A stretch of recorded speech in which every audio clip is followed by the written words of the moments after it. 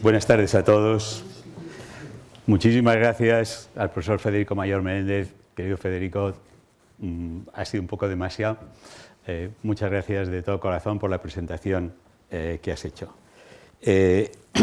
Yo también quisiera comenzar dando las gracias, por supuesto, a la Sociedad Española de Bioquímica y Biología Molecular por haberme elegido para esta conferencia. Es un gran honor. Para mí la SEP, yo la llamo la SEP porque en mi época de pequeño solo era la SEP, no era BM todavía, la sigo llamando la SEP. Para mí la SEP es una institución muy querida, y he pasado por prácticamente desde su fundación, que casi la vivía hasta ahora. Gracias también, como Federico ha mencionado, a las personas que están organizando esta serie de conferencias. Son personas que no aparecen en ningún cartel. Esto, a veces el trabajo que permite que otros aparezcan en carteles se debe a personas que no aparecen en carteles, lo cual no quiere decir que ese trabajo sea importante. Gracias Isabel, gracias Gemma, gracias a todos los que habéis trabajado y seguís trabajando en este ciclo de conferencias. Sin vosotros no hubiera sido posible. Mi agradecimiento profundo. Y también, naturalmente, al edificio que nos alberga, la Real Academia de Ciencias Exactas, por haber cedido este local para esta conferencia y para otras. Como bien ha apuntado el profesor Mayor, esta conferencia forma parte de un ciclo que conmemora el 50º de la Sociedad Española de Bioquímica y Biología Molecular. Y yo quisiera decir que esta celebración no es una celebración simplemente para celebrar un cincuentenario por algo. Yo quisiera decir que la Sociedad Española de Bioquímica y Biología Molecular ha tenido una gran importancia para este país. Ha tenido gran importancia porque ha creado unos criterios, a ver si pongo,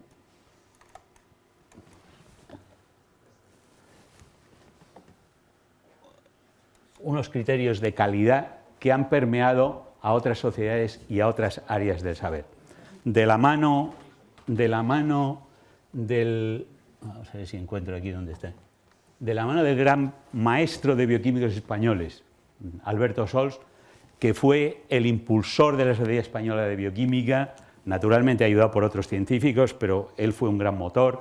Hubo también los consejos de Severo Ochoa, pero él fue el alma de la creación de la sociedad. Esta sociedad se inició siendo una sociedad pequeña, muy pequeña, que agrupó a algunas personas que hacían bioquímica, creció, agrupó a personas cuando la bioquímica inició la nueva vertiente de la biología molecular, supo captar a estas personas. Y hoy tenemos, entre socios ordinarios y adheridos, más de 3.000 socios. Entonces, este ciclo de conferencias lo que pretende hacer, como Federico ha apuntado, es acercar al gran público, es decir, son conferencias de divulgación, acercar al gran público algunas facetas de la investigación en bioquímica y biología molecular. Entonces, una vez situada la conferencia en este marco, ¿de qué voy a hablar? Yo voy a hablar de las levaduras como modelos y herramientas.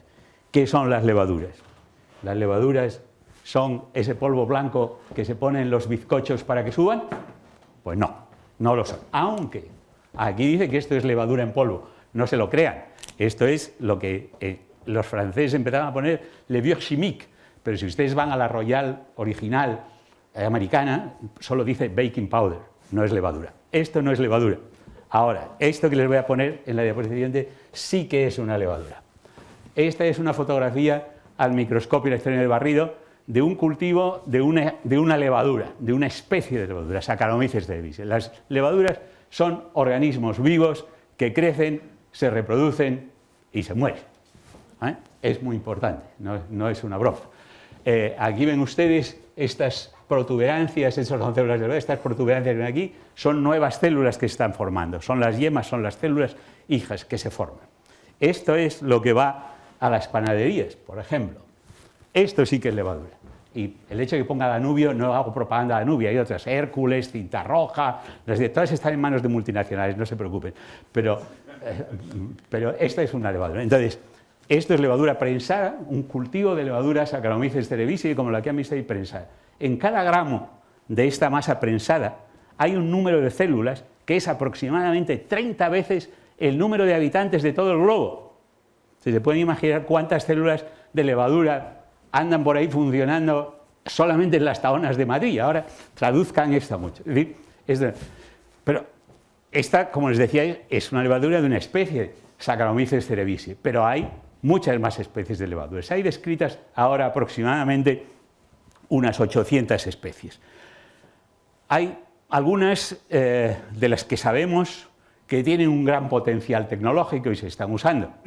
Sabemos de otras que pueden ser patógenas o potencialmente patógenas, pero hay una cantidad enorme de especies de las que no sabemos nada y probablemente hay tesoros escondidos entre ellas. Les voy a mostrar simplemente como ilustración para que vean alguna especie distinta, dos levaduras que he elegido. Esta es Yarrovia lipolítica. Estas levaduras que no son como Saccharomyces, pues como no estaban de moda en la ciencia, pues llamaban no convencionales, ¿eh? Pero son tan levaduras como las otras, a pesar de que se llamen no convencionales. Esta es Yarrovia lipolítica, esta es una levadura de gran interés biotecnológico porque excreta ácidos orgánicos al medio, por ejemplo, excreta ácido cítrico, que es un compuesto tremendamente usado en la industria, en muchas cosas, hasta en detergentes, para quitar manchas de hierro, el ácido cítrico quela el hierro. Esta levadura también almacena grasas, por lo cual se la considera una potencial formadora de biodiesel, vamos, de material para empezar el biodiesel. Y voy a quitar esta silla porque está como muy incómoda, yo no voy a sentar.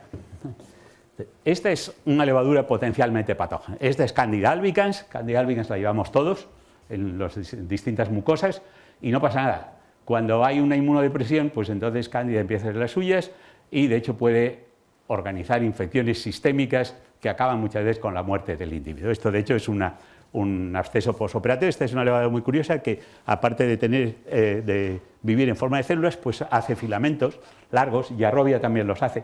Esta es simplemente como una presentación de lo que son las levaduras. Y ahora que ya se las he presentado, voy a contarles qué es lo que les voy a decir de estas levaduras. Estos son los puntos en la charla que me gustaría considerar con ustedes. Primero, ¿esto de las levaduras a qué viene? ¿Cómo llegaron a ser lo que son? ¿Y son algo? ¿Siguen siendo? Es decir, ¿a qué deben las levaduras su posición actual en la ciencia y la tecnología? Después me gustaría presentarles algunos ejemplos del uso de las levaduras como modelos en problemas biológicos. Después les haré una breve presentación del uso de la levadura como herramientas en biotecnología. Como ha apuntado Federico, las levaduras tienen un gran potencial en biotecnología y acabaré diciendo una triste reflexión sobre la ciencia básica en este momento. Vamos a empezar. Primer punto, ¿a qué deben las levaduras su posición actual en la ciencia y la tecnología? Pues yo a veces digo que las levaduras han venido de la mano del alcoholismo. En realidad, creo que es cierto, porque el interés en las levaduras se debe principalmente a la fermentación alcohólica. La fermentación alcohólica es un proceso que ha acompañado a la humanidad desde tiempo inmemoria. Por ejemplo, en la reciente exposición que ha habido en CaixaForum que se titulaba Antes del diluvio, sobre Sumeria, pues estaba esto. Estas tablillas son un himno a una diosa, que es esta, señora. Esta es una figura de la Smithsonian. La diosa se llamaba Ninkasi y era la diosa que estaba encargada de gobernar la fabricación de la cerveza. Y en este himno a Ninkasi, pues es casi una receta para hacer la cerveza. De hecho, hay una cervecería en Eugene, Oregon, que ha hecho cerveza basándose en colaboración con un instituto de investigación arqueológica que ha traducido la tablilla, naturalmente, porque no se lee así como así, y ha hecho una cerveza y la ha llevado a un congreso de arqueólogos y no sabía cómo la de ahora, pero era levadura. Eso por un lado. La fermentación alcohólica en el vino en los países mediterráneos ha sido tal que ha aparecido hasta en libros de oración. Los libros de horas, que eran libros de oración, aquí tiene un ejemplo, en el libro de horas de Enrique VIII, de Jean Poyet, pues ahí tienen ustedes el inicio de la fermentación alcohólica, el pisado, que todavía se hacía, cuando yo era chico todavía yo he visto pisar en Castilla con los pies, en los lagares, pues ahí tienen, este es el inicio de la fermentación alcohólica. A la gente le preocupaba mucho, no solo el beber lo que producía esto, que no sabían que lo hacía la levadura, pero hubo gente que me decía, a lo mejor además de beber nos gustaría saber qué pasa. Y entonces empezaron a estudiar la fermentación alcohólica. Uno de los que empezó a estudiar la fermentación alcohólica fue el que podemos considerar casi como el padre de la química moderna, que fue Lavoisier. Y aquí tenemos a Lavoisier con su esposa, que era una gran científica también, y fue precisamente durante el estudio de la fermentación alcohólica, de la cual Lavoisier escribió una ecuación, es probablemente la primera ecuación que se conoce de la fermentación alcohólica, fue cuando él escribió lo que todos cuando estudiamos bachillerato decíamos, es de nada se crea ni se destruye, solamente se transforma. Pues esto que es verdad, lo escribió Lavoisier de resultado de los estudios de la investigación alcohólica. Hubo otros científicos que se interesaron también por la fermentación alcohólica y todos tenían un problema, que cuando venían allí aparecía una cosa rara que no sabían qué hacer con ella, que era la levadura. ¿Qué es la levadura? ¿Qué es esto? Este pozo que se forma aquí, este barro asqueroso que se forma. Bueno, pues hubo tres científicos independientes en Alemania, en Francia, tres científicos que dijeron, pues la levadura resulta que este pozo que se forma aquí es un ser vivo que se reproduce y es precisamente la levadura lo que hace la fermentación. Pues claro, la autoridad de un gran químico alemán que era Justus von Liebig dijo que no podía ser, que la levadura no tenía nada que ver con la fermentación, que era un subproducto de no se sabía qué, que lo que pasaba en la fermentación es que las moléculas de los compuestos se movían de una determinada manera, entonces eso transformaba en los azúcares del mosto en alcohol. Hubo que esperar hasta los trabajos de Pasteur, principalmente este estudio sobre la cerveza, que apareció en 1876, en los que Pasteur demostró claramente que la levadura es un organismo vivo, que crece, que se reproduce y que es la causa de la fermentación alcohólica. Sin levadura no hay fermentación alcohólica. Entonces, esto es muy importante, es un resultado muy importante. Pero pueden decir ustedes, esto es un hecho muy importante desde un punto de vista industrial, pero oiga, científicamente, pues bueno, pues no tiene así tampoco mucha trascendencia, ¿no? Pero la trascendencia de la levadura viene de que con ella se respondió una pregunta que traspasaba los límites de la biología o de la vida. Era una pregunta filosófica, se refería al vitalismo. Es decir, ¿la fermentación está ligada a un organismo vivo o puede sacarse del organismo vivo y puede tener lugar con algo que hay en el organismo vivo pero en ausencia de vida? Es una pregunta filosófica muy importante. Entonces, hubo científicos que se dedicaron a intentar responderla y se tardó bastante en responder por dificultades técnicas, en las cuales no voy a entrar, luego si quieren en la discusión, si a alguien le interesa, podemos mencionar alguna. Pero finalmente, casi cuando empezaba el siglo XX, 3 años antes, un joven químico alemán, que fue Eduard Buchner, publicó un artículo que yo creo que es el nacimiento de la bioquímica y la biología molecular, porque fue el artículo que describía cómo se podía sacar la fermentación fuera de un ser vivo. El artículo tenía por título Fermentación alcohólica sin células de levadura. Comunicación preliminar.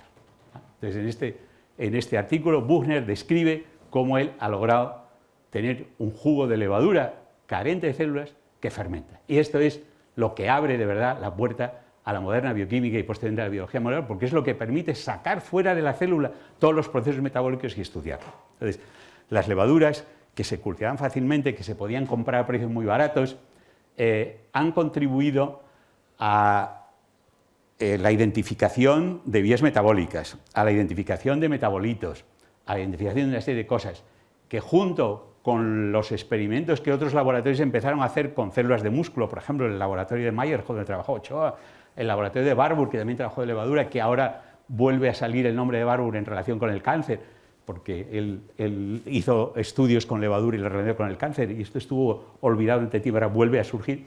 Estos han convirtieron a la levadura en un actor de primera categoría en la bioquímica. Bueno, pueden ustedes decir, bueno, muy bien, esto fue en 1897 y los otros señores y señoras que trabajaron con ello, 20, 30 años más, que decir, oiga, a partir de los años 40 o 50 la levadura vale para algo, sigue teniendo importancia, porque claro, en la vida todos somos importantes, pero luego dejamos de serlo. Entonces, a la levadura le ha pasado lo mismo, fue muy importante. Pues no, la respuesta es que la levadura sigue siendo muy importante. ¿Y por qué es la levadura importante? Por muchas razones. Voy a evocar algunas simples. Por un lado, la levadura es una célula eucariótica, es decir, tiene células del mismo estilo que las nuestras, de las animales superiores de la eucariótica, tiene un núcleo que envuelve al material genético, al DNA, tiene orgánulas subcelulares como la mitocondria, la vacuola, los proteastos, etc. Tiene todo lo que hay que tener, en una palabra. Y las vías metabólicas son básicamente las mismas que utilizan el resto de los organismos. Pero además, de todo esto tiene una propiedad muy interesante, y es que muchas levaduras, no todas, pero muchas levaduras tienen un análisis genético bastante fácil, es decir, se pueden estudiar la herencia de una serie de caracteres, de una serie de mutaciones, etc.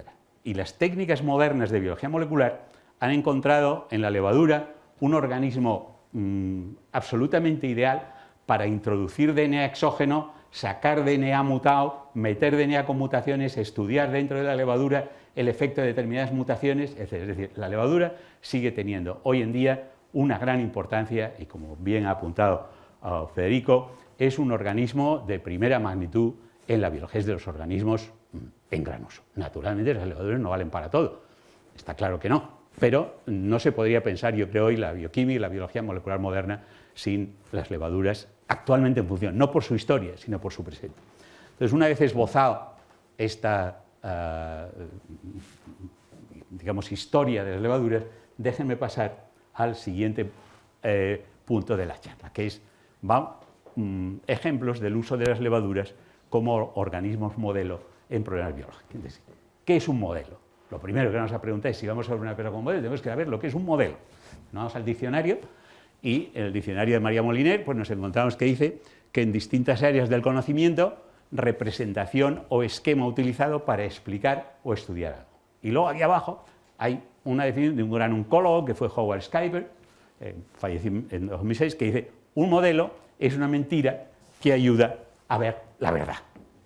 Yo creo que es una definición muy bonita, una mentira que ayuda a ver la verdad. Las levaduras nos van a servir de modelo, pero va a ser mentira. Algunas cosas de las que vamos a estudiar ahí, no es ahí donde las queremos ver, pero como podemos manipularlas a nuestro gusto, entonces ahí sí que en esa mentira vamos a tener ideas para ver la verdad.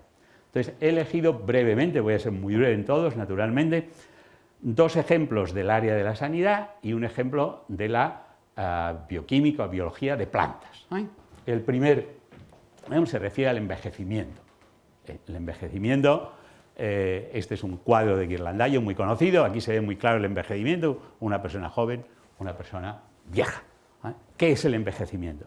Pues el envejecimiento es una suma de muchas cosas, no es un proceso obviamente debido a una causa, es un proceso multifactorial que causa problemas. Hace poco en una revista María Blasco decía que el envejecimiento es un proceso que causa dolencias, y es verdad. Y en las sociedades que nos llamamos desarrolladas, pues el número de viejos, como yo, pues está aumentando mucho y plantea una serie de problemas, o tenemos una serie de problemas. Entonces, se piensa que si conociéramos algunas causas que influyen en el envejecimiento, pues podríamos aliviar algunas de estas dolencias de las que hablaba María Blasco. Entonces, ¿pueden ser las levaduras un modelo para estudiar el envejecimiento? Es una cosa que a uno le llama la atención, porque hay otros organismos en que es fácil ver el envejecimiento. El presidente de la SEP que ha hablado es joven, el expresidente que les está hablando es viejo. Es muy fácil de ver, no hay que nada, y si no, en última instancia, sacar una identidad, Federico saca el suyo, saco el mío, y yo soy viejo y él es joven. Pero una levadura, ¿cómo en esa diapositiva que les puse ahí, que había esos globitos que se... Sí, bueno, pues ahí una es joven, la que sale es joven, pero la otra es vieja, pero ¿cómo es? Entonces, el primer problema es cómo saber el envejecimiento. Las levaduras han contribuido a descubrir proteínas que están implicadas en el envejecimiento y a pesar de que parece un organismo tan raro, en las levaduras se han descubierto las sirtuinas, de las cuales habrán oído hablar muchos de ustedes porque han aparecido en la prensa, como la fórmula de la juventud. Y otra vía, la vía Torre sirtuinas, son dos vías que inciden en el envejecimiento de mamíferos, y las dos se han descubierto en levadura. O sea, a pesar de que a finales de los años 50, cuando Mortimer y Johnson, dos grandes investigadores en levadura, propusieron la levadura como modelo, mucha gente se rió, pero en realidad lo que hoy sabemos mucho de ello es cómo medir es decir, cómo medir la edad de una levadura. Este es un grave problema. Pues una posibilidad que se nos ocurre, o que se les ocurrió a los investigadores, fue medir la cantidad de veces que una levadura se podía reproducir.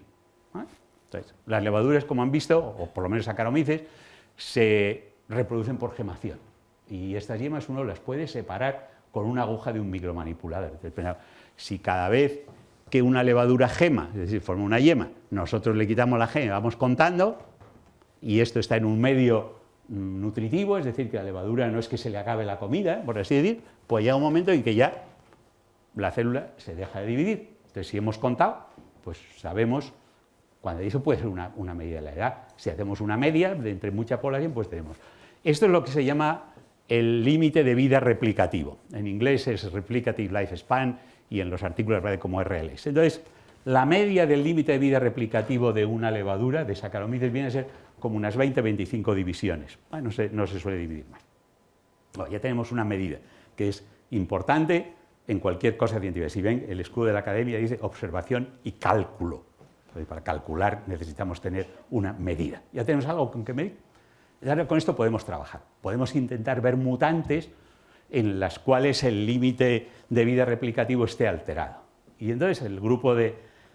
había muchos grupos estudiantes, pero el grupo de Leonardo Guarente, en el MIT en Boston, pues descubrió un mutante que tenía alterado el ciclo de vida replicativo. Y estaba alterado en un gen que se llamaba SIR2. SIR era Silent Information Regulator, ¿no? Y el número 2, pues es porque los genéticos de la pues tenemos la costumbre de, según vamos encontrando genes, nadie le llamamos 1, 2, 3. Luego a veces es un follón porque no es el mismo orden de la vía, pero bueno, de alguna manera. Entonces, 2 era porque era el segundo de la vía del Silent. Y entonces encontraron que la sobreexpresión de este gen, es decir, cuando aumentaba mucho la cantidad de proteína codificada por este gen, aumentaba el límite de vida replicativo de la levadura.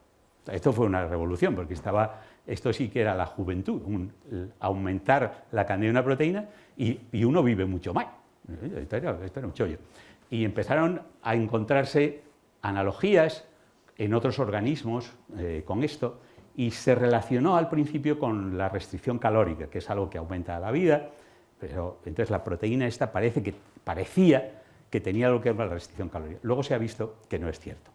Pero cuando se empezó a mirar en mamíferos, genes homólogos, se encontraron una variedad de genes que codificaban proteínas a las cuales se llamaron sirtuinas. Entonces, sirtuina es simplemente un nombre derivado de SIR2, una derivación fonética. En inglés, SIR2 es SIR2.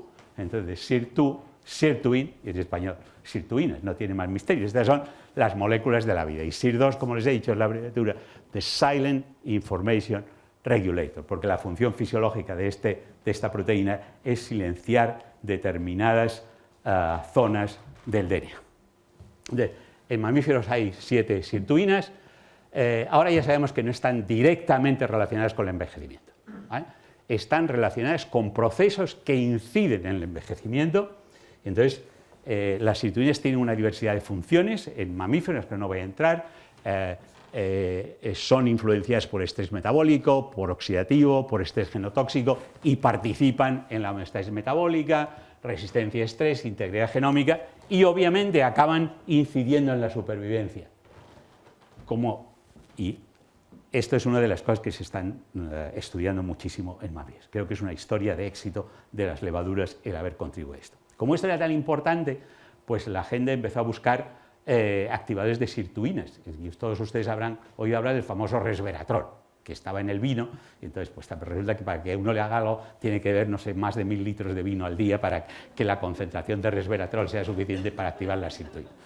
Pero claro, para todo hay un remedio. En vez de beber vino, ¿por qué no fabricamos resveratrol? Entonces hay compañías que fabrican activadores de sirtuinas. Una de ellas, que se llama Sirtris, fue comprada por una multinacional tan nombrada como GlaxoSmithKline hace 4 años por $780 millones, lo que no es una broma. Entonces estos son los productos se llaman SAC, Sirtuin Activating Compounds. Esta es la historia de las sirtuinas brevemente y se inicia, como ustedes ven, en la levadura. Creo que es una historia de éxito de las levaduras en las que no solamente se ha descubierto, sino que también se están haciendo estudios para ver el modo de acción de estas sirtuinas. El otro ejemplo que les he escogido muy breve, y naturalmente no podía faltar que como uno no quiere envejecer, pues hay sirtuinas en cosmética. Aquí tenemos que Avon, crea una fórmula mejorada para estimular las 7 sirtuinas de la piel, no una, las 7 a la vez. Y ahí lo tienen ustedes. Aquí este es el Japón Sirtuins Professional Facial Treatment, Japanese High Tech. No me digan que las levaduras no han tenido importancia, hasta económica. Bueno, el otro ejemplo que les he traído del área sanitaria se refiere al uso de la levadura como modelo para estudiar determinadas enfermedades neurológicas. Y si era raro ya encontrar la levadura en un estudio de envejecimiento, encontrarlas en estudios neurológicos todavía parece más raro, este bicho está en todas partes. Pues sí que está. Entonces que resulta que en una serie de enfermedades neurológicas aparecen en el cerebro de los pacientes deposiciones de proteínas, muchas de ellas consecuencia de un mal plegamiento de la proteína. Entonces, las proteínas tienen una estructura tridimensional que es la buena, pero pueden adoptar proteínas, estructuras tridimensionales que son malas y tienen un plegamiento mal. Entonces, entre las proteínas mal plegadas que se suelen encontrar en estos depósitos del cerebro, en los corpúsculos de Lewy, está una proteína que se llama alfa-sinucleína. Entonces, la levadura ofrece la posibilidad de estudiar los mecanismos de mal plegamiento de proteínas y permite, como les decía antes, expresar proteínas mutadas o expresar distintas cantidades de proteína, bien sea funcional o mutal. Entonces, otro grupo del MIT, liderado por Susan Lindquist, estas figuras están sacadas de una revisión en Nature de Neuroscience de hace año y medio, pues lo que hizo fue clonar el gen de la sirtuina y ponerla bajo un promotor regulable. Es decir, ustedes saben que un gen funciona cuando un promotor, que es lo que tiene delante en general, le dice funciona o párate. Entonces, la levadura ofrece la posibilidad de tener promotores regulares que uno les puede de fuera. Actúa, para, actúa, para, actúa. Entonces, esto simplemente se hace tan fácil como cambiando la fuente de carbono del medio. Entonces, el grupo de Susan Lindquist puso esto bajo un promotor condicional que permitía no expresarlo a nivel medio, bajo o muy alto. Y vio qué pasaba con la alfa-sinucleína en la levadura. Y esto es lo que está en esta diapositiva, porque además de ponerlo bajo el promotor regulado, le puso algo que brillaba cuando uno lo excitaba. Es la proteína verde fluorescente. Entonces, lo que ven ustedes aquí verde es dónde está la sinucleína. Entonces, y estos son los crecimientos de la levadura que expresaban. Cuando no se expresaba, pues la levadura crecía feliz. Estos son diluciones. Cuando la expresión era baja, sin expresión no la ven porque no hay nada que ver. No sé. Cuando la expresión era baja, pues ven ustedes que la sinucleína se coloca muy disciplinadamente alrededor de toda la membrana celular. Y esto está muy bien, no pasa nada. Cuando aumentan ustedes la expresión, ya ponen una expresión media, resulta que en vez de la sinucleína pierde la disciplina y en vez de colocarse en la membrana empieza a no saber dónde colocarse. Son estos puntos que aparecen por aquí en el citoplasma. La levadura crece ya más pobremente y cuando tienen una expresión alta la levadura prácticamente no crece y además esto ya es el caos. O sea, aquí ya ni siquiera es que esté por aquí, es que son unos precipitados en medio del citoplasma. Entonces, el grupo de Lindquist piensa que un aumento de la concentración de sinucleína que sobrepasa la capacidad de los sistemas de control estructural de la célula podría ser una causa de determinados tipos de Parkinson. Es decir, cuando se produce mucha sinucleína, algunas de ellas se pliegan mal, la capacidad digamos, selectora de la célula para quitar las malas no puede con ellas, se empiezan a acumular, precipitan y todo eso. Y esto ha sido corroborado, o por lo menos un hecho que no contradice esta idea, es que se ha descubierto una familia que tenía una triplicación del gen del locus que codifica la sinucleína y en una familia en que había un Parkinson familiar. Y hay artículos recientes que indican que cuando hay mutaciones que crean estructuras de la sinucleína que se pliegan mal, el Parkinson aparece más prematuramente. Creo que este es otro ejemplo interesante de aplicación de las levaduras como modelos a biomedicina. Hay personas que han puesto en duda la el uso de modelos en una época como la nuestra en que ya podemos secuenciar todo. Es decir, si ahora podemos secuenciar todos los genes, entonces ya podemos saber cuál es la secuencia del gen normal, cuál es la secuencia del gen patológico, ¿para qué necesitamos modelos? Estas personas pierden de vista que es muy difícil ascribir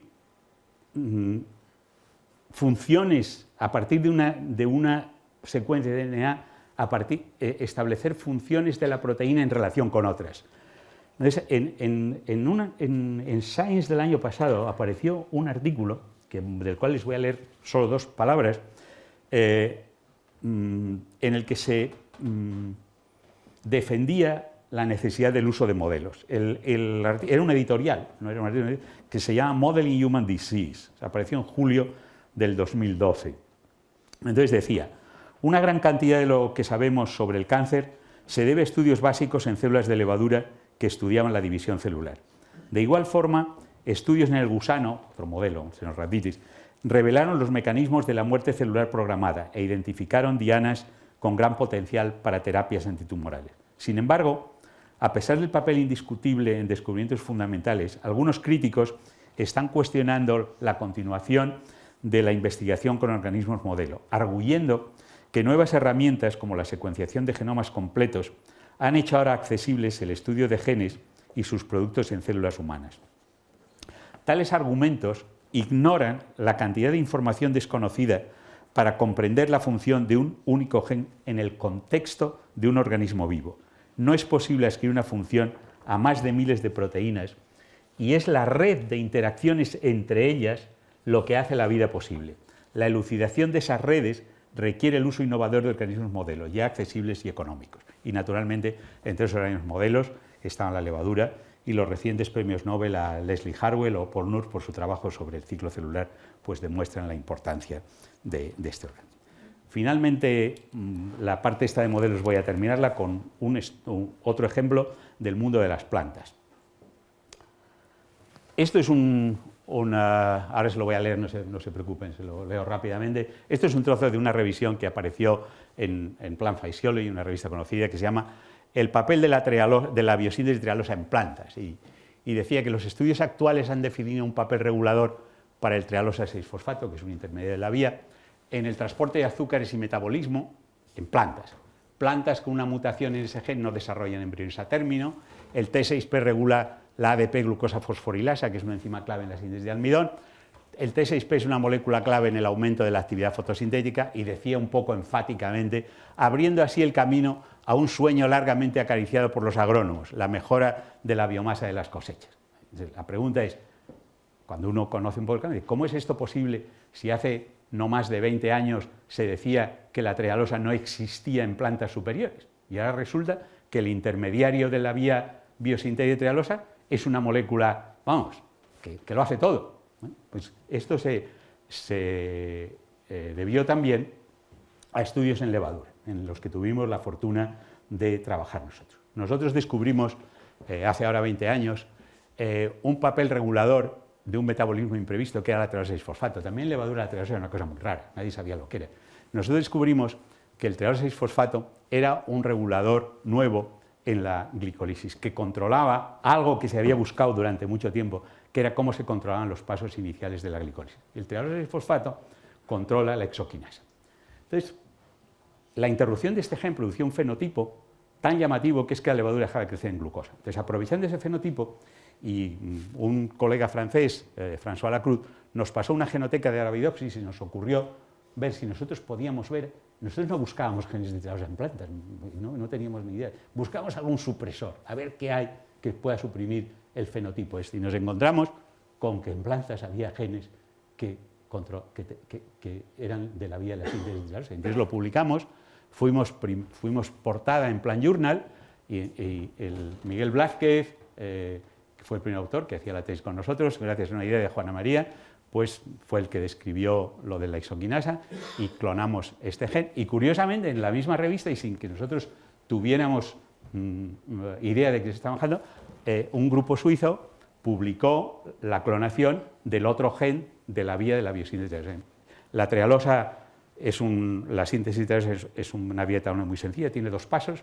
Nosotros clonamos el gen del primero, los suizos clonaron el gen del segundo. A partir del año 98 se sabe que las plantas pueden tener trialosa superiores y que el T6P es muy importante. Nosotros desarrollamos un método para medir trialosa 6-fosfato, que hasta el advenimiento de otros métodos se ha usado mucho, y esto fue una plétora de productos, de artículos, diciendo pues, que la trialosa 6-fosfato es esencial para la maduración de los embriones, cuando tienen mutaciones tienen la estructura de la pared celular alterada, regula la síntesis de almidón, etcétera, etcétera, etcétera. Creo que este es otro ejemplo de lo que pueden las levaduras hacer en un campo absolutamente lejano e inesperado. Y con esto cierro la parte de modelos y voy a pasar brevemente a la parte del uso de las levaduras como herramienta. Las levaduras, ejemplo del uso de las levaduras como herramientas en biotecnología. Está claro que ya todos ustedes han interiorizado y saben que antes de que la palabra biotecnología existiera, antes, muchos, miles de años antes, los humanos estaban usando biotecnología. Cuando hacían pan, cuando hacían vino, cuando hacían cerveza, era una biotecnología, van la letra, es decir, estaban estudiando biotecnología. Pero no es de estas biotecnologías que vamos a llamar clásicas, de las que voy a hablar. Voy a hablarles de otras. Quizá el primer uso, digamos, dirigido del uso de la levadura en biotecnología fue la producción de levadura para hacer pan. Y esto todavía tenemos en Madrid alguna huella que si llevan ustedes los ojos abiertos, la verán. Es esto. Esto seguro que han visto ustedes muchas. Hay varias tiendas que se llaman Viena Capellanes. Y entonces, el nombre de Viena viene de un proceso que se desarrolló en Viena en el año 1847 para fabricar levadura. Y un señor español, un médico valenciano que fue a Viena, le gustó tanto el pan que hacían allí que se trajo la receta y adquirió la patente para España. Empezó a fabricar pan de Viena. Pan de Viena. Era simplemente pan que se fabricaba con levadura. Levadura es una gran que de este pan era mucho más esponjoso. De esta aplicación cambió el pan nuestro de cada día. Lo de Capellanes es por la calle donde estuvo la primera tienda que abrió este señor, que es la calle de Maestro Victoria hoy. Y curiosamente, y esto by the way, en esta tahona trabajó Pío Baroja, por razones familiares que luego si quieren les cuento en la discusión. Ya los Baroja no tienen nada que ver en esto, porque ni don Pío ni don Ricardo, que era el gran grabador, quisieron saber nada con la tahona, pero durante un tiempo estuvieron ahí. Yo voy a presentarles el uso en algunas biotecnologías, digamos, una de ellas es en la fabricación de un fármaco antimalárico. Todos ustedes conocen la malaria, o han oído hablar de la malaria del paludismo, es una enfermedad terrible de la que, según las informaciones de la Organización Mundial de la Salud, vienen a morir en el mundo al día entre 2.000 y 3.000 personas. Y no hay fármacos muy efectivos, los que hay son tremendamente caros, y entonces hace poco se encontró un compuesto que era muy eficaz contra la malaria. Y es un compuesto que los chinos venían usando en su medicina tradicional y que durante un tiempo, todavía hacia los años 1980, mantuvieron como medio en secreto, que es la artemisinina. La artemisinina es este compuesto que se produce en una planta que es la Artemisia annua. Aquí tienen la parte de hojas, aquí tienen la parte de flor, se conoce como el nombre de ajenjo chino, Artemisia annua. Y esto se ha revelado como un antimalárico tremendamente. Los tratamientos actuales de la malaria son con artemisina y alguna otra droga. Son los que se llaman artemisin, no me acuerdo, como campa, una cosa que ya quiere decir que además lleva otro compuesto. Entonces, claro, el depender de una planta para el suministro de algo que se necesita en gran cantidad es una cosa con grave riesgo, es algo con grave riesgo. Entonces se ha intentado lograr sintetizar este compuesto. No es fácil sintetizar, ustedes ven la molécula, es bastante difícil. Entonces, se lanzó hace unos años el proyecto Artemisinina, financiado por la Fundación Bill and Melinda Gates. En este proyecto participaron no solo la Fundación Bill and Melinda Gates, sino también la Universidad de California en Berkeley, una gran empresa tecnológica que es Amiris, y de California, Y entonces esta gente logró utilizar una vía de la levadura para producir precursores de artemisinina. Viene una diapositiva con fórmulas, no se asusten, no les voy a preguntar la síntesis del escualeno, simplemente les voy a decir dónde estamos, pero no les voy a preguntar nada. La levadura tiene una vía de síntesis de esteroles que es muy parecida a la nuestra. Nosotros sintetizamos colesterol, la levadura sintetiza ergosterol, pero básicamente la vía es similar hasta que llega un punto de que ya nos parece. Es esta vía. Y aquí, a partir del escualeno, es cuando nosotros ya somos diferentes, ¿no? Entonces, esta gente lo que ha hecho es que, esta es la artemisinina, entonces, este intermedio se parece a un intermedio que hay aquí, que aquí se llama FPP, pero es el farnesil pirofosfato. Entonces, lo que estos investigadores han hecho ha sido modificar la expresión de estos genes y lo que uno hace cuando quiere uno desviar el flujo de una vía hacia otra. Claro, si nosotros aumentamos esta vía, que es la que hay aquí, pues cuando llega farnesil pirofosfato, la levadura está encantada, sigue para que además ergosterol. Pero hay una manera de pararlo. Es la manera que se usaba en las huertas castellanas para llevar el agua de la alberca de la Noria a los distintos sitios. Uno, cuando venía el agua y uno quería ir por ahí, cogía el azadón, cerraba el caballón y el agua iba por el otro lado, por el mismo principio. Cuando queremos que el agua se vaya por aquí, pues cortamos por aquí. ¿Y cómo se corta? Pues poniendo este gen bajo el control represor de un metabolito, ¿vale? Entonces, con esto podemos desviar el farnesil pirofosfato hacia acá y poniendo alguna enzima de la planta, es decir, insertando en la levadura algún gen de la planta, pues lo desviamos hacia aquí. Y de esta manera, en el año 2006, en Nature, se publicó la primera síntesis de este compuesto, que es un precursor de la artemisina, es el ácido artemisínico, y de aquí a la artemisina se pasaba fácilmente por unas reacciones químicas. Esto fue una prueba de principio absolutamente tremenda, esto llevó es un gran trabajo, pero tuvo un contrario. Cuando uno quería hacer este proceso en grande, la levadura se ponía muy malita y dejaba de crecer y cosas. Entonces, hubo que buscar otras estirpes de Saccharomyces cerevisiae, hacer otras vías, y entonces, al cabo de un par de años, salió otro artículo en los que en vez de llegar hasta aquí, pues se paraba aquí y la levadura lograba hacer como 40 gramos por litro de amorfadieno, que luego por síntesis química se continuaba. Pero el 25 de abril pasado ha aparecido un artículo en Nature que se llama elevada producción semisintética del potente antimalárico artemisinina. Entonces, estas gentes han rediseñado completamente esta vía, han llegado hasta aquí y tienen una levadura que ha dejado de ser dependiente de compuestos inductores, etc., y está produciendo de 20 gramos por litro de cultivo de ácido artemisínico. Y además, no contentos con esto, han desarrollado un nuevo método químico para pasar de ácido artemisínico a artemisinina. Y esto es libre, no está patentado, se ofrece al mundo para que pueda conocer. Esto lo ha hecho un grupo pequeño, 50 personas firman este artículo. Y el dinero que hay por detrás sobrepasa los 100 millones de dólares. Es decir, milagros de emprendedores y solucionamos el país, no. Vale. Este era otro ejemplo.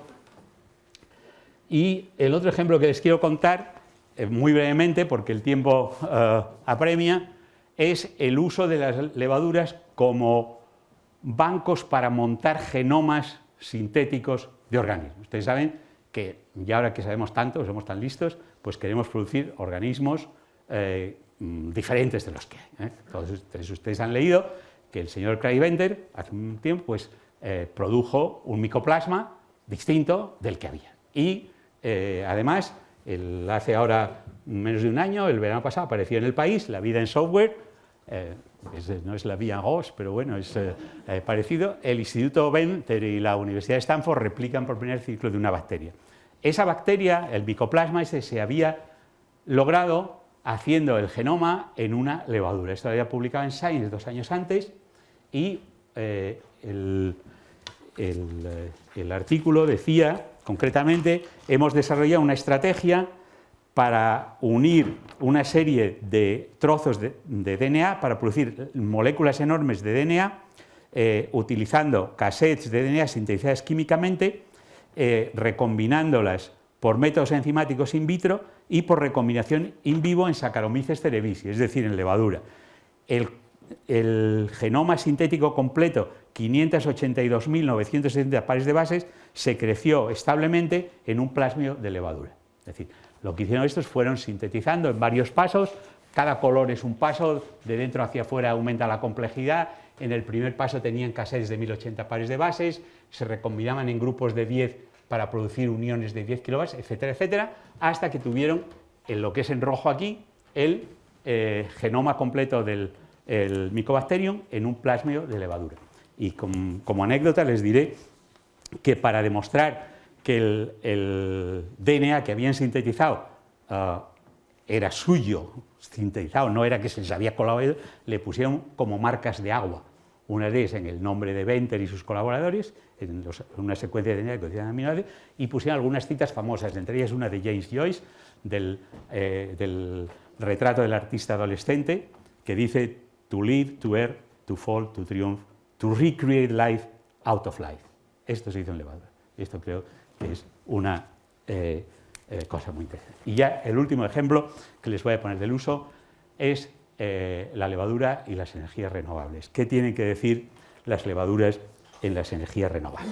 Pues tienen que decir bastante. Les voy a leer en la toma de posesión de su segundo mandato del presidente Obama, pues dijo, refiriéndose a las energías renovables: el camino hacia las fuentes de energías renovables será largo y a veces difícil, pero América no puede resistirse a esta transición, tenemos que dirigirla.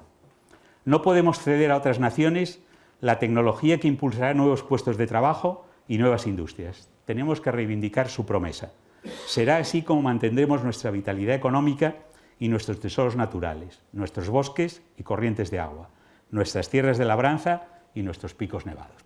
Entonces, en Estados Unidos hay una Energy Policy Act del año 2005 que regulaba o decía que en el año 2020 los biocombustibles tenían que formar un porcentaje determinado de los combustibles usados para el transporte.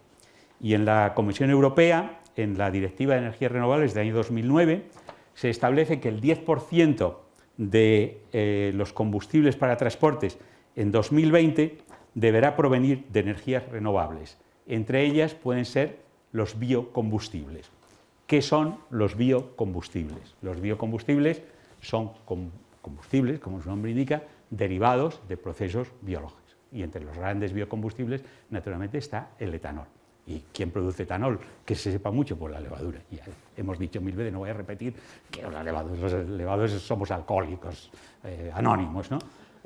Entonces, pues, de hecho, en Brasil hace ya una serie de años que se lleva mezclando etanol con gasolina, y en Estados Unidos también.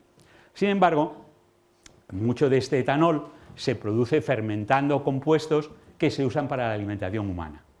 Y entonces esto ha levantado muchas críticas de que los países ricos entonces lo que hacían era destinar tierra de cultivo que podía producir granos, pero en vez de dárselos de comer, los usábamos para hacer alcohol, para polucionar y tal y cual. Entonces esto ha hecho que el uso del etanol no esté bien visto. Incluso la Comisión Europea, en el año pasado, en octubre del 2012, dijo, el 17 de octubre, publicó una propuesta limitando el uso de terrenos para la producción de biocombustibles.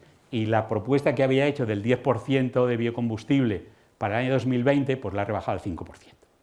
Esto es un poco feo, ¿no? Una pena. Entonces la gente se ha empezado a fijar en otras cosas. Si no podemos cultivar granos, vamos a ver si hay algunos desechos que podamos utilizar. Entonces esto ha abierto el camino hacia la producción de lo que se llaman los Frankenfuels, los combustibles de Frankenstein, a partir de residuos, sobre todo lignocelulósicos, como la paja, ramas cortadas y todo esto. Pero esto tiene un problema, y la Academia de Ciencias de Estados Unidos lo ha visto también, que dice que a menos que se logren innovaciones tecnológicas importantes en el campo, será imposible llegar al consumo de la cantidad de etanol proveniente de residuos celulósicos ordenado en el acta ese que les he comentado hace un momento. ¿Por qué hay este problema? Pues este problema se deriva de la composición y la estructura de los materiales lignocelulósicos. Esto, que está sacado de una publicación del Departamento de Energía y Ciencia Genómica de Estados Unidos, les da a ustedes una idea global de los componentes principales de los materiales lignocelulósicos. Hay una parte muy importante que es un polímero, que es la celulosa. La celulosa es un polímero de glucosa y en principio no debía plantear ningún problema, en principio. Después hay una parte muy importante que es lo que se llama hemicelulosa, en el cual básicamente lo que predominan son las pentosas, sobre todo la silosa. Y luego hay otra parte que esto sí que ya es horrible. Los lignocelulósicos son una mezcla, la lignina es una mezcla de compuestos fenólicos que de momento esa sí que no la ha atacado nadie. Entonces, ¿qué es necesario para que un material lignocelulósico pueda ser fermentado y producir tal? En primer lugar, es que los organismos que van a producir tengan acceso a los materiales. Segundo, que los polímeros se degraden a monómeros, que son los que son utilizados por los organismos. Y tercero, si esto tiene que ser rentable desde un punto de vista energético, tenemos que convertir la mayor parte de los compuestos en etanol. Entonces, si ustedes han tenido una rama de un seca en la mano, pues saben que no le echan una levadura y probablemente se ríe, porque aquello es duro, aquello no se separa, y, no voy a insistir. Esto es los problemas. Aquí tienen ustedes el compuesto con lignina, la celulosa y la hemicelulosa. Lo primero que hay que hacer es pretratarlo, tenemos que romper esto. Este es un proceso que de momento solo se hace de forma mecánica y química.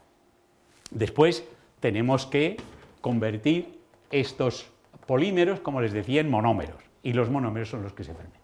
Entonces, la celulosa, que es esta, pues no es un grave problema el utilizar la levadura porque son monómeros de glucosa. Lo que sí es un problema es romperla. La levadura no tiene celulasa. Entonces, este proceso hay que hacerlo o bien químicamente o bien enzimáticamente. Esto cuesta dinero y no es fácil, pero se está haciendo.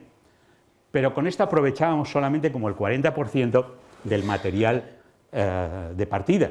Nos dejábamos la hemicelulosa, que es muy importante. Y la hemicelulosa tiene un problema, que es que básicamente está constituida por algunos azúcares que son fermentados por la glucosa, por la levadura, como la glucosa, la manosa, pero básicamente tenemos estas pentosas, sobre todo silosa, que no es fermentada por la levadura, por Saccharomyces, que es la levadura que fermenta, porque no la puede utilizar.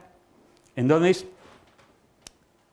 muchos equipos durante muchos años en distintos sitios han estado trabajando para intentar que la levadura convirtiera la silosa en etanol. Y finalmente esto se ha conseguido de una manera muy curiosa.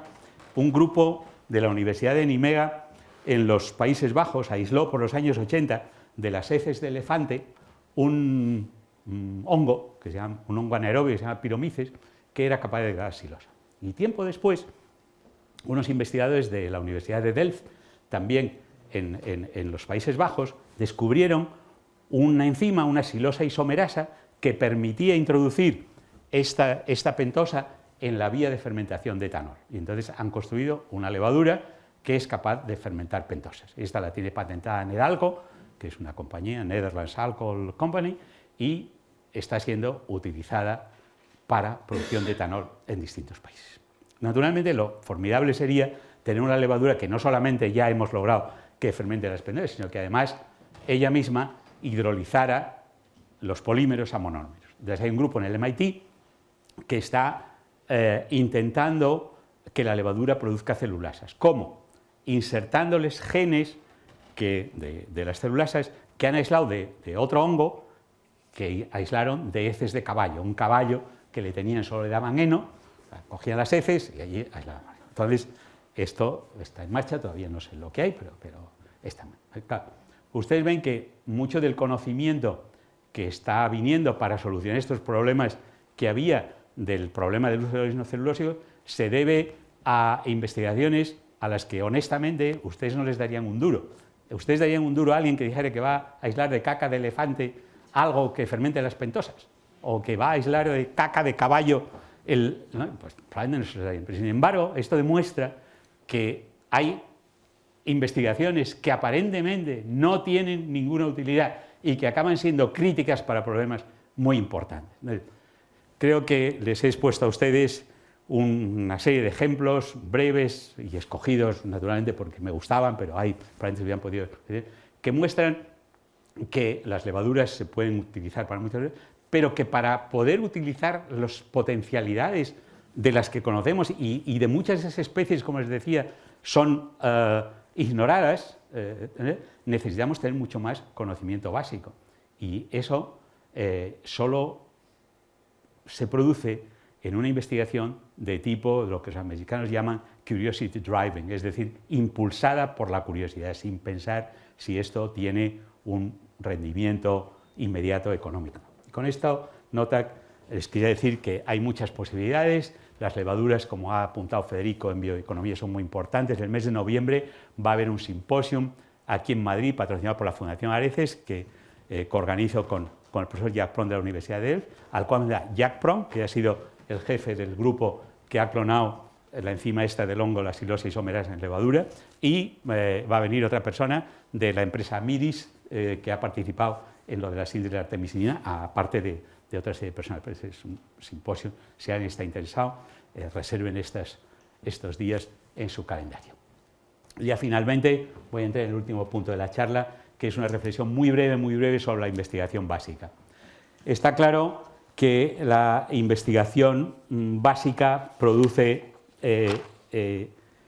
conocimiento y al final es la base sobre la que la tecnología puede trabajar. Sin embargo, a pesar de que la historia ha demostrado en múltiples ocasiones, hay numerosas anécdotas que se cuentan siempre, como la de Faraday, que le dijo al ministro, que decía que valía aquello que decía, sobre esto cobrar los impuestos, etcétera, no voy a entrar en esto. Pero a pesar de toda esta plétora de realidades, todavía hay una resistencia a ver, en muchas ocasiones, a ver la ciencia básica como el gran motor de los descubrimientos, y sobre todo si se trabaja en áreas un poco marginales. Naturalmente, si se trabaja en un área a la que uno le pone el nombre de biomedicina, pues todo el mundo dice, esto es importantísimo, porque claro, tiene que ver con la salud, pero si uno dice que está haciendo microbiología de organismos que dan la celulosa, tío, ¿qué hace? Entonces, no le damos un duro, esto no vale para nada, es una pérdida de tiempo. La situación económica actual y las tendencias político-sociales hacen que en nuestro país la investigación cada vez, en mi opinión, va a estar más dirigida hacia caminos impuestos. Es decir, no va a ser curiosity driven, va a ser objetivos. Y creo, a mi modesto modo de ver, que esto es algo que ya tenemos ejemplos históricos de que no funciona bien así. Un ejemplo patente fue la guerra contra el cáncer durante la época de Nixon. Durante la época de Nixon hubo un grupo de presión muy importante a los que se llamó los Laskerites, porque estaban agrupados de una persona llamada Lasker, que pensaron que si habían sido capaces de poner un hombre en la luna, solamente poniendo dinero encima de la mesa se podría conseguir curar el cáncer. Entonces hubo mucho dinero, Nixon firmó el acta este de War on Cancer, hubo mucho dinero, pero no se produjeron grandes avances en los tratamientos del cáncer. Los grandes avances vinieron de mano de la investigación básica. Posteriormente, cuando Weinberg, Warmus, Barbacid, etcétera, descubrieron los oncogenes, cuando se descubrió en levaduras lo que era el ciclo celular. Entonces, la investigación dirigida absolutamente así no es muy eficaz. La investigación básica es fundamental, aunque no produzca efectos inmediatos. Les voy a leer dos líneas escritas a mediados del siglo XX por una persona que fue muy importante en Estados Unidos, se llamaba Vannevar Bush, que escribió un memorando al presidente Truman que se llamaba Science the Endless Frontier, que le había encargado al presidente Roosevelt, pero Roosevelt murió. Y decía, la investigación básica conduce a nuevo conocimiento, proporciona capital científico, crea el fondo del cual se extraen las aplicaciones prácticas del conocimiento. Una nación que depende de otras para sus nuevos conocimientos científicos, será lenta en su progreso industrial y débil en su posición competitiva en el comercio mundial, independientemente de sus capacidades mecánicas. Y esto los científicos lo sabemos, pero lo deberían saber los ciudadanos y hacérselo saber a los gobernantes, que son, en definitiva, los que tienen el dinero. No hay que ver las ayudas a la investigación como inversiones de negocios inmediatos. La mayoría no son rentables. Me permito ya, para terminar, leer una frase de Diderot, el gran enciclopedista, que fue editor y librero, y refiriéndose a esto, escribió algo que me parece que viene muy a cuento de lo que pasa con la ciencia. Dice, si hacemos cuentas, de cada 10 proyectos editoriales, solo hay uno, y aún es mucho, que da resultados. Solo 4 cubren los gastos a la larga, y los 5 restantes ocasionan pérdidas. Yo creo que esto se puede aplicar a la investigación. Quizá menos del 10% den resultados prácticos, pero ¿qué resultados? Y si ahora dejamos de aportar dinero a la investigación, la estructura que se ha creado en este país a lo largo de 20 o 30 años, con los sacrificios de muchas personas, con los sacrificios de muchos gobiernos que han dado dinero, corremos el peligro de destrozar nuestra estructura. Y a mí me parece que hay unas líneas de Tennessee Williams, que va a ser mi penúltima diapositiva, que eran las instrucciones para el desarrollo de una obra de teatro que escribió, que se llamaba The Glass Menagerie, que me parece que reflejan muy bien la belleza y la fragilidad de la investigación científica. Se las he traído a ustedes. Yo lo he titulado Fragilidad de la estructura de la investigación. Decía Tennessee Williams, cuando se mira una pieza de cristal finamente trabajada, se piensa en 2 cosas: su belleza y en la facilidad con que se puede romper. Yo creo que esto es muy aplicable a la estructura de investigación científica. Es bella, tiene potencial, pero la podemos romper en un momento. Entonces, como resumen de todo esto, quisiera decirles lo que les he dicho. Les he dicho que las levaduras son organismos vivos, no son polvos blancos, que son muy importantes, que lo van a seguir siendo, que se pueden usar como modelos en problemas en los que uno no pensaba, que tienen un gran potencial, que lo están demostrando ya como herramientas en biotecnología, véase la síntesis de artemisinina o la producción de etanol a partir y muchas más que no se me ocurren. Y que la investigación es algo por la que merece la pena que todos luchemos.